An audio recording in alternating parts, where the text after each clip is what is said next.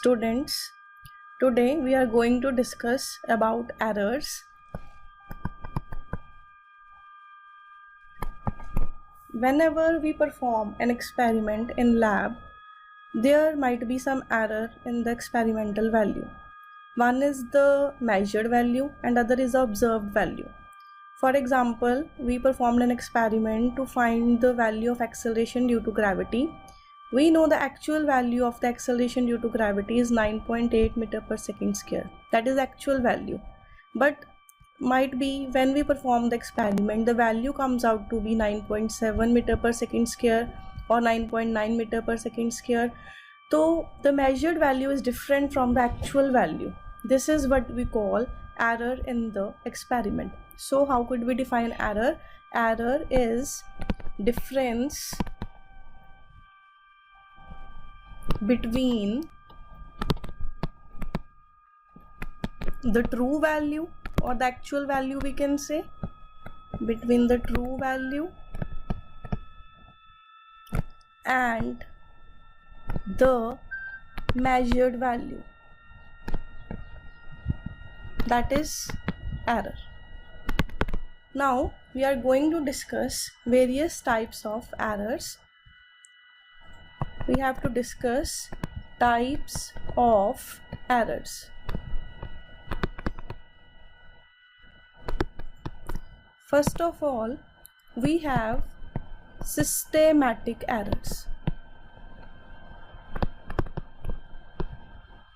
Now, the systematic errors means it involves a system.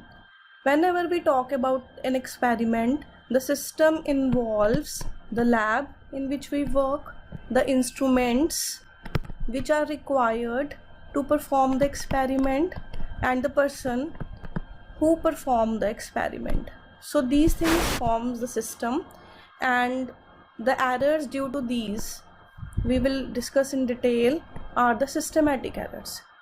The systematic errors occur in a regular way in the experiment. They occur in a regular way in an experiment, and they can be eliminated also. They can be eliminated. So systematic errors, the errors which occur in a system due to various reasons, they occur in a regular way and they can be eliminated. Now we will discuss its subtypes. In the systematic errors, first of all, the main thing that we need to perform the experiment is the instrument. So first of all, we have instrumental errors. Errors which occur due to the faulty instrument, they are said instrumental errors. For example, you might have knowing about the zero error. You have studied in class 10th about the zero error. In like an ammeter and voltmeter, there is zero error, and that zero error is because of the instrument, and such errors are instrumental errors. Now suppose we have a scale. The scale is starting from 0. It has different divisions. Now somehow, or suppose the scale is broken now.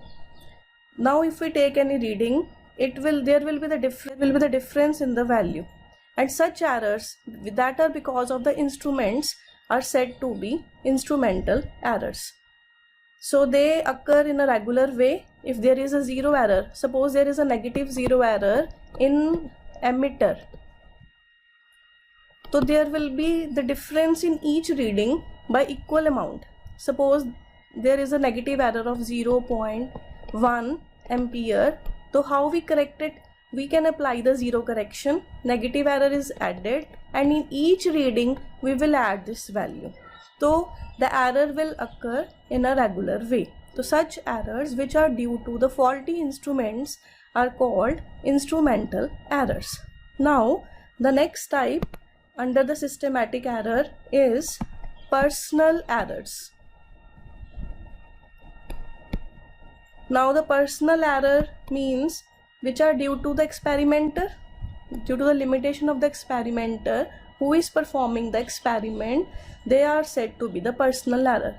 For example, suppose we are taking the reading of an ammeter or voltmeter. There are divisions. If a person is standing, the person is seeing this ammeter from the left side, the reading will be different. If the person is seeing it from the right side, the reading will be different. If person is in the middle, the reading will be different. So the reading is different for different persons, while the person is standing on the left side, on the right side, in the middle. And such errors which are due to the performance of the person are said to be personal errors.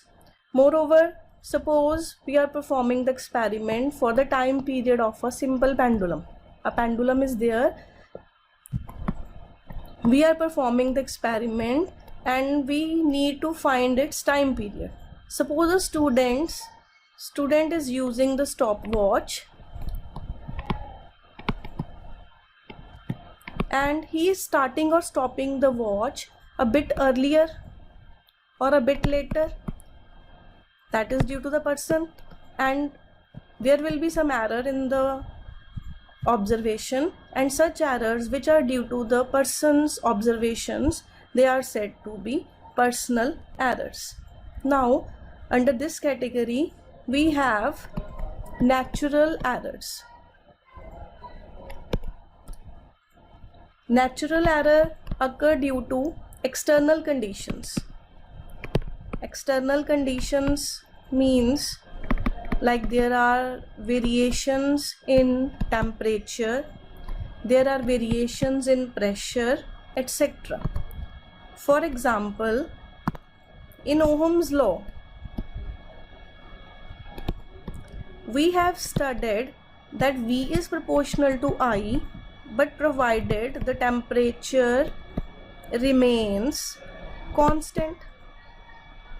Now in the experiment, if now temperature is varying, then the value of the resistance will also change. The V upon I resistance will also change. Then the error occurs due to the natural circumstances, due to change in temperature or due to change in pressure. So such errors which occurs due to such reasons, due to changes in temperature, changes in pressure, are said to be natural errors. Now these type of errors, they occur in a regular way and they can be eliminated. Such type of errors are systematic errors, and we have classified them into three types. Instrumental errors, which are due to the instrument, faulty instrument. Personal errors, which are due to the performance of the experiment by the experimenter. And the third one are the natural error. Now the second type of error is random error. Random error, or we also called them chance errors. Now the random errors are the errors whose cause is not known to us. हमें नहीं पता कि error किस वजह से आया. Is not known to us and they cannot be eliminated. Unlike the systematic errors, random errors cannot be eliminated. Such errors may be due to one reason or the other, but the error is not known to us. For example, person is noting his weight on the weighing machine. In one case, he put the weighing machine on the carpet. The reading will be different. In second case, he forgot to set the zero of the vernier scale, the weighing scale. The reading will be different. In some next time, he is carrying something else with him, so reading is different. So the errors not occur in a regular way. There will be different values in different situations. So such errors which occurs by chance and they cannot be eliminated, such errors are called random errors. Now the third type of error, here we have least count error. Least count error. You all know about the least count. Least count is the minimum reading. The minimum reading that an instrument can measure.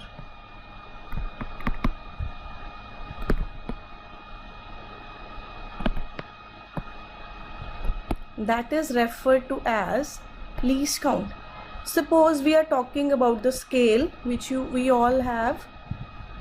In scale, we have the 0 reading, the 1 reading, and in between we have the 10 lines, each showing 1 millimeter. Means the least count of this scale is 1 millimeter. 1 millimeter. Now suppose we have to note down a length. Suppose we are measuring the length of the object, which comes like this. Now this is 1 millimeter mark, 2 millimeter mark, 3 millimeter mark, 4 millimeter mark. The object comes in between. So what we will write here about the length of the object? If it is near to 3, we will write it 3 mm. If it is near to 4, we will write it 4 mm. Because this apparatus does not have the middle mark, which is showing 3.5 or any other reading. So such errors which occur due to this least count of the instrument, it is also called resolution of the instrument, which occur due to resolution of apparatus, resolution of instrument, is called least count error. So this is one classification according to which errors are of 3 types. We have studied these types. Now there is one more classification for the calculation of error. When we have to calculate the error, we will do the calculation in some other way. Now whenever we perform an experiment in lab, we take a number of readings, and you might have observed there is slight change in the different reading. Suppose we perform an experiment for the resistance.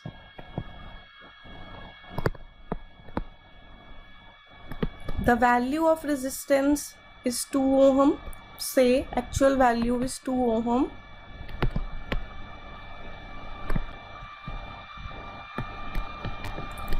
We take a number of readings which comes out to be 1.8 ohm, 1.9 ohm, 2 ohm, 2.1 ohm, and so on. So what we do, we take the mean of these values. Mean value to find the resistance. What we do, we take the mean value. So in experiments, the mean value or the average value is considered to be the true value. Whenever we perform the experiment, the true value is considered to be the mean average of these values. Suppose I just use the symbol here, mean value. Suppose the various readings are A1, A2, A3 up to AN. N readings are there. This average value is considered to be the true value. In any experiment, the average value is considered to be the true value. Now we can calculate the error in different ways. One error we define here is absolute error. It's absolute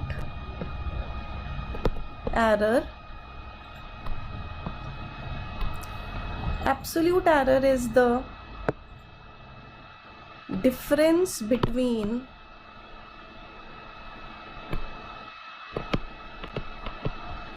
true value and individually measured value.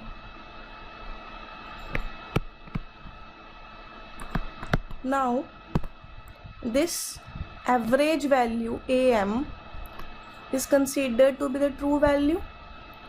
These A1, A2, A3, AN are the individually measured values.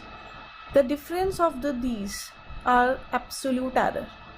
I am writing here absolute error in first reading. This triangle, we call it delta. It represents small change, the small value. When we have to write the small value, we put this triangle in front of that figure. Delta A1, we call it delta A1. It is what? The true value. We subtract the first reading. So this is the absolute error in first reading, which is the difference of the true value and the first reading. Similarly, absolute error in second, it is given by true value minus the second one, so on. Similarly, we can write absolute error in nth reading. It is true value minus the last reading.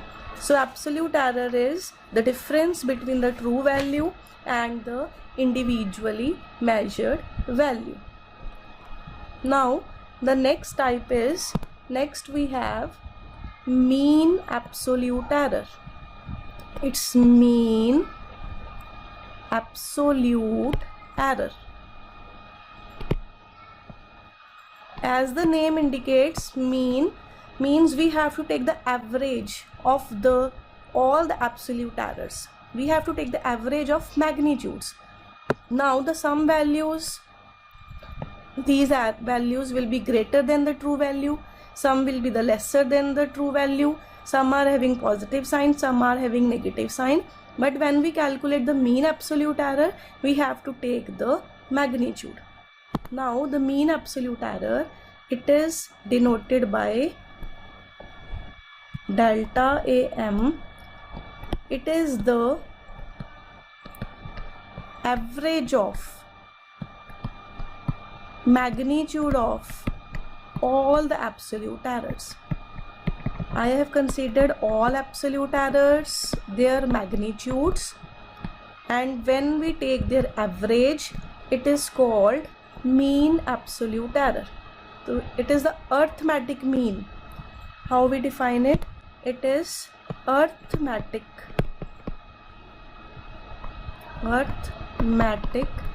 mean of magnitudes of all absolute errors.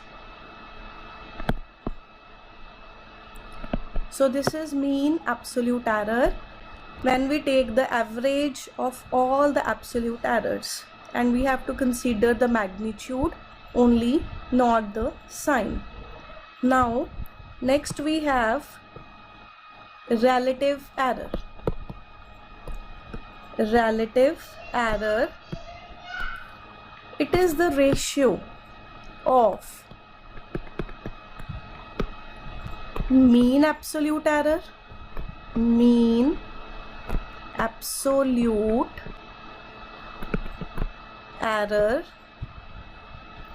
to the true value of measured quantity.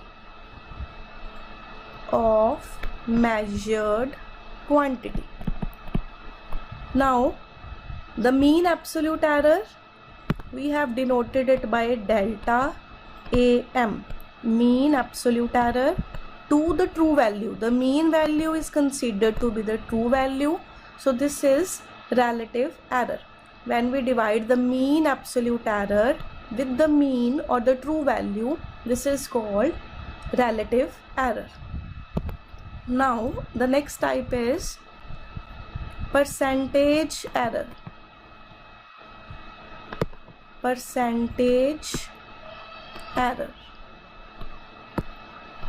When we multiply the relative error by 100, it is called percentage error. That is the mean absolute error to the mean value multiplied by 100 is called percentage error. So for calculation purposes, we have 4 types of error. Absolute error. The number 2 is mean absolute error. Then we define the relative error and the percentage error. Now I am solving an example and I will calculate all these errors to make the topic more clear to you. Now suppose in question, in numerical, it is given the time period of oscillation of pendulum. A pendulum is there. We have given the time period of oscillation of the pendulum. Different readings are given. It is given the various readings are 2.63 second. Now the first reading, we will take it as A1.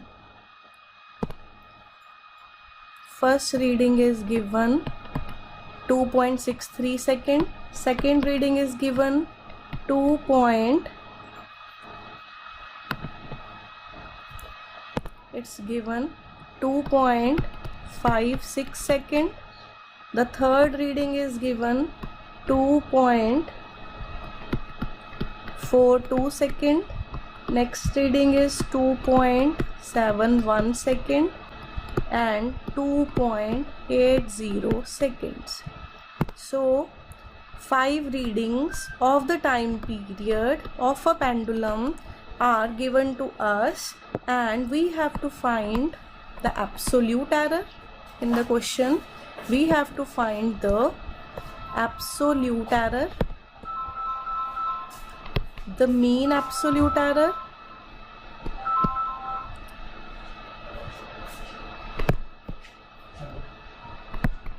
relative error and the percentage error.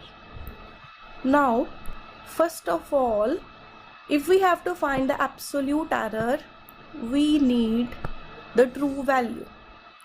So we will calculate firstly the true value, which is the mean value or the average value. So we will calculate the average value. We will add all the readings. Number of readings is 5, so we divide it by 5. We will put the values over here. The different readings of time period is given to us.